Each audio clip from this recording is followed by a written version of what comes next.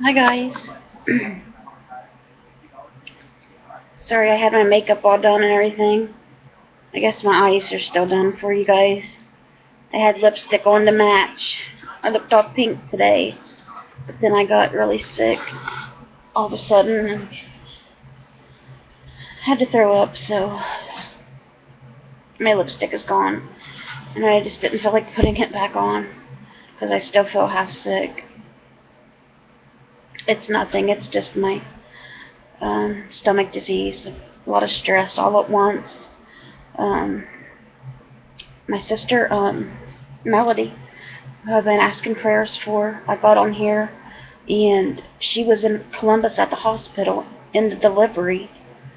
She's only 33 weeks with Kinsley. Um,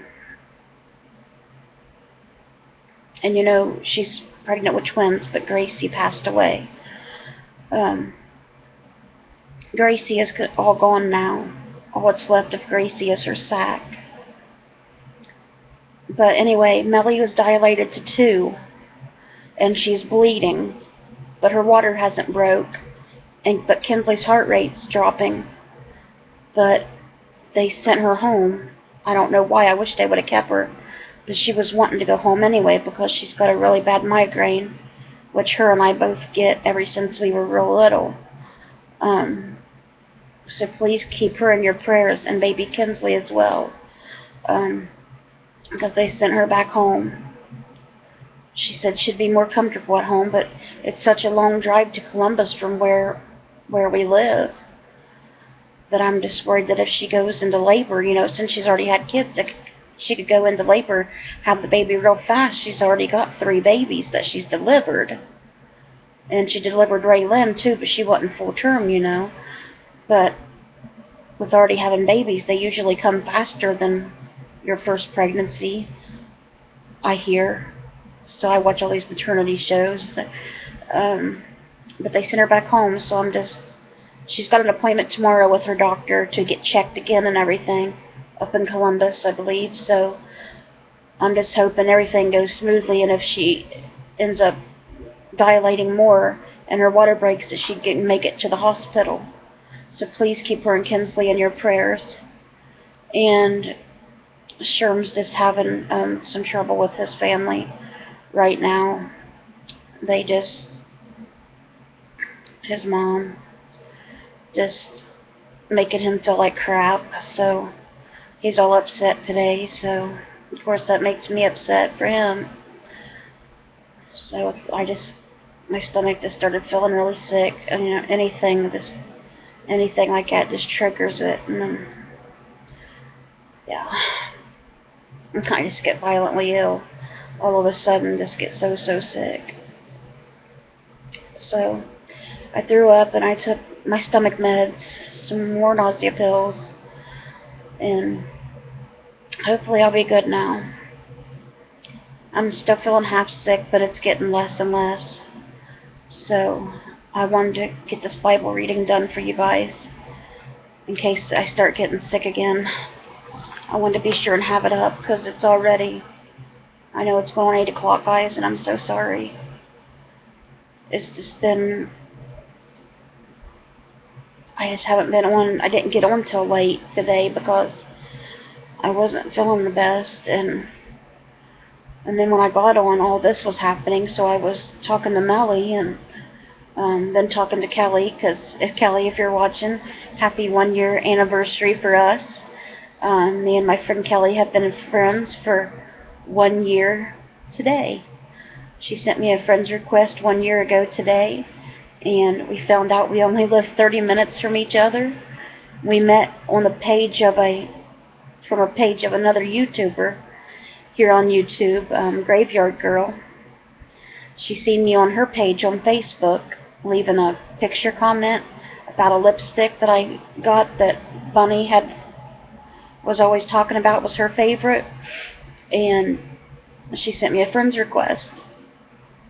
And who knew, out of all those subscribers that Bunny has, she's got millions of subscribers, and Kelly sent me a friend's request knowing nothing about me, and we find out that we live like 30 minutes apart out of like all those millions of people. I just thought, God brought us together. I know He did, and I'm so glad that He brought her into my life. I love you, Kelly. You've been a great friend. Thank you for always being there for me. And I know God brought us together. And thank you, Father, for bringing Kelly into my life.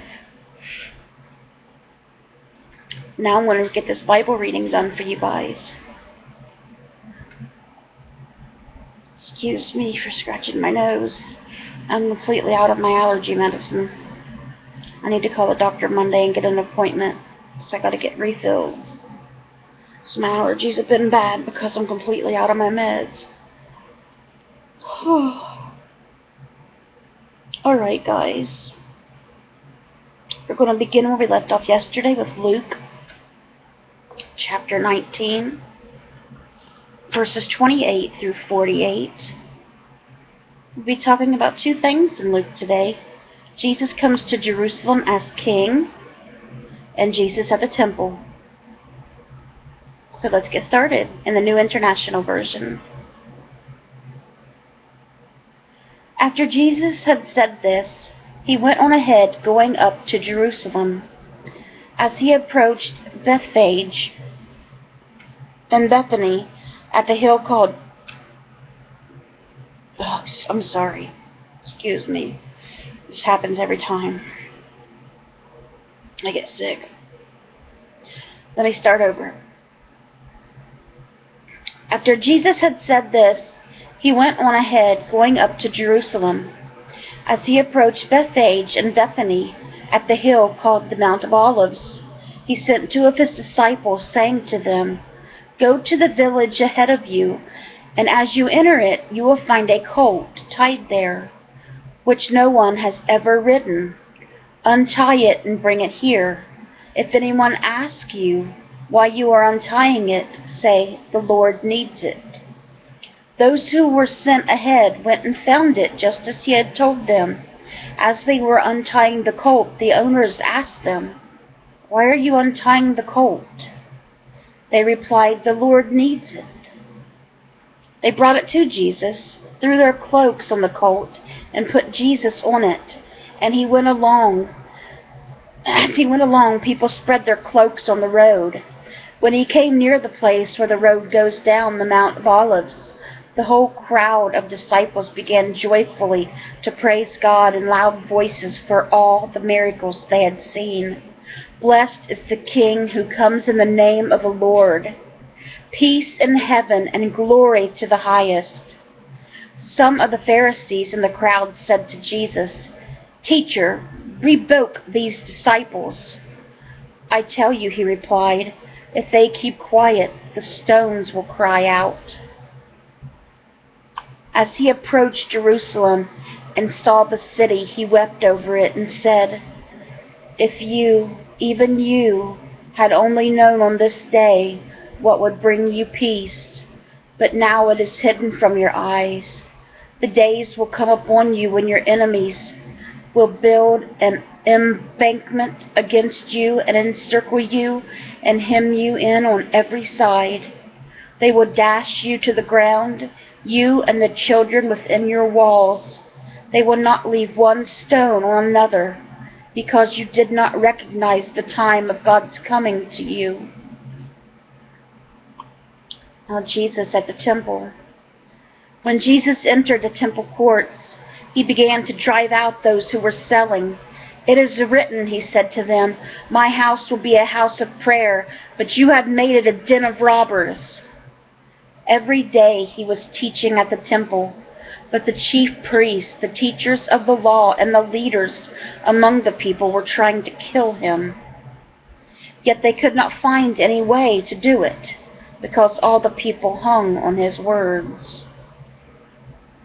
And that's where we'll stop with Luke for today. The Pharisees just can't stand it. The teachers of the law, the chief priests, they just was always looking for a way to kill Jesus. Well, they get their way in the end, don't they? But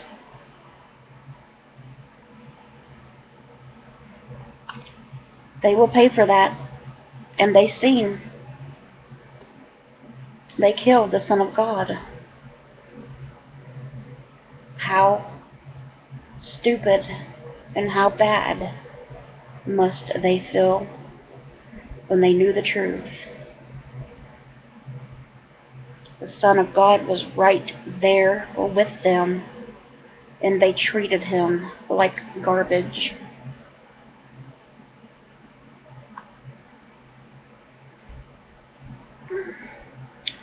Okay, guys, now we'll go on to our psalm, just Psalm 88. It's a little bit longer today than yesterday, but still a short psalm compared to some of the others. You know, some are really long. I love the Psalms, though. The book of Psalms is so beautiful. A song, a psalm of the sons of Korah, for the director of music, according to the Mahalath Linoth, a maskil of Heman the Ezrahite. Whew. I got that out. I hope I said all that right, but I doubt I did. Okay, let's begin. Psalm 88. Lord, you are the God who saves me. Day and night I cry out to you. May my prayer come before you. Turn your ear to my cry. I am overwhelmed with troubles, and my life draws near to death. I am counted among those who go down to the pit. I am like one without strength. I am set apart with the dead, like the slain who lie in the grave, whom you remember no more, who are cut off from your care. You have put me in the lowest pit, in the darkest depths. Your wrath lies heavy on me. You have overwhelmed me with all your waves. You have taken from me my closest friends, and have made me repulsive to them. I am confined and cannot escape. My eyes are dim with grief. I call to you, Lord, every day. I spread out my hands to you. Do you show your wonders to the dead? Do their spirits rise up and praise you? Is your love declared in the grave, your faithfulness in destruction?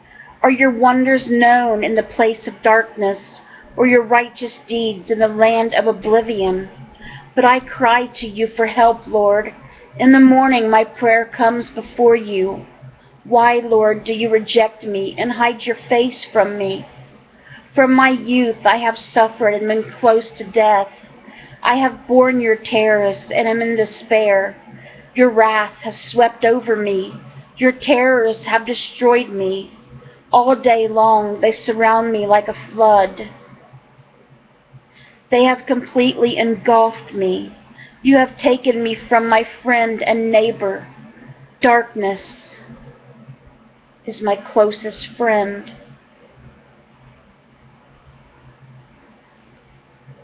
That was Psalm 88.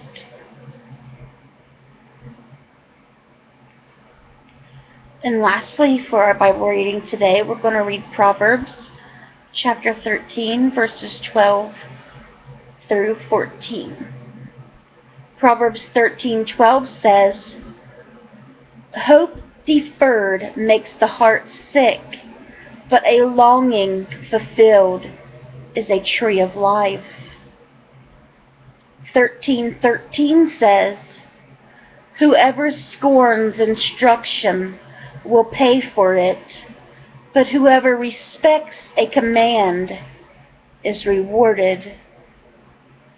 And lastly, Proverbs 13:14 says, "The teaching of the wise is a fountain of life, turning a person from the snares of death." Okay, guys, that was today's Bible reading. I hope you guys are having a great end to your weekend or start to your week, whichever you consider Sunday to be. It has been raining here all day. Just actually the days went fast for me, but I got up late as well because I stayed up late last night, but it's just been a long, dreary day for most people. I know. I was talking to Mom earlier, and it was like only 7:30, because it's like 7:30 now. It was like a couple hours ago, so I'm saying I was talking to her around 5:30, and she said she was getting ready to finish watching a movie and going to bed. I'm like, do you know what time it is? I thought it was going on 10 o'clock. No, it's like 5:30 in the afternoon. She's like, well, I'm already tired. But they go to bed early all the time, so they're used to going to bed early, but my gosh, they usually don't go that early. But they have to get up at 5:30 every morning, so for have to get ready for school and to catch the bus. But anyways, I'll let you guys go.